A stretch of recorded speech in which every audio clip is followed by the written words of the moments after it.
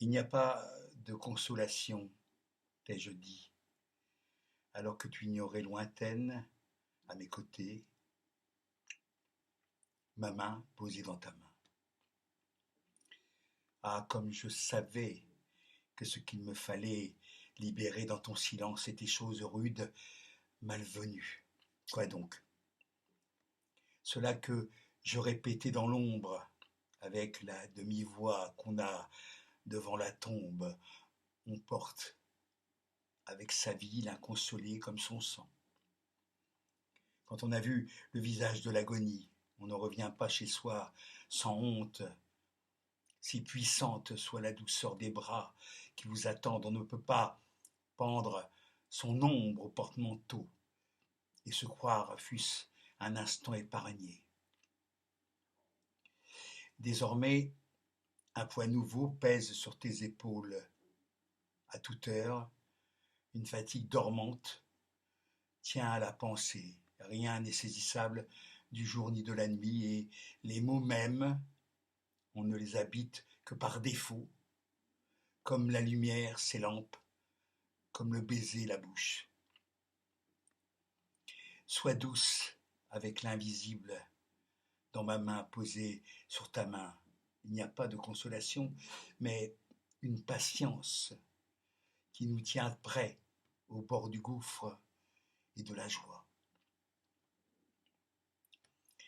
Je t'écoutais parler à ton enfance, comme on fait près du feu, le corps respirant les flammes. Tes mots riaient dans les larmes, si même c'étaient des larmes, cette ombre pure vibrant sous ta paupière.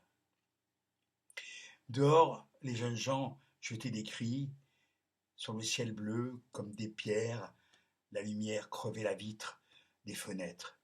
Une radio oubliée chantait pareil à la solitude. C'était un jour violent comme l'été, et tu parlais à ton enfance doucement, dans cette langue d'étrangère qui, avec patience, demande son chemin à qui ne la sait pas. Savais-tu, tandis que ta voix buvait le silence, combien il te faudrait franchir d'adieu pour trouver la force de chérir sans mots ni larmes tes vies disparues.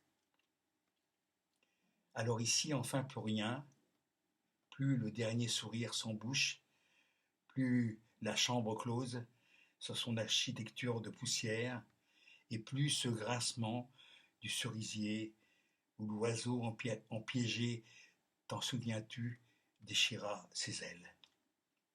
Alors, seulement, cette vielle parfaite dans la mémoire, où ton enfance est là, qui te regarde, aimée et advenue.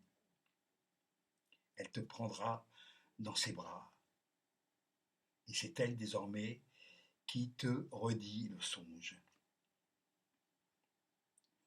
C'est un extrait d'un texte de Jean-Pierre Siméon qui s'intitule Lettre à la femme aimée au sujet de la mort, édité en 2006 chez Chêne, CHEY. Voilà.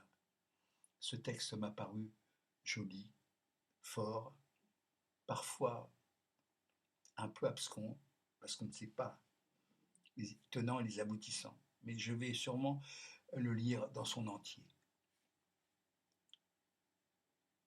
Bon dimanche.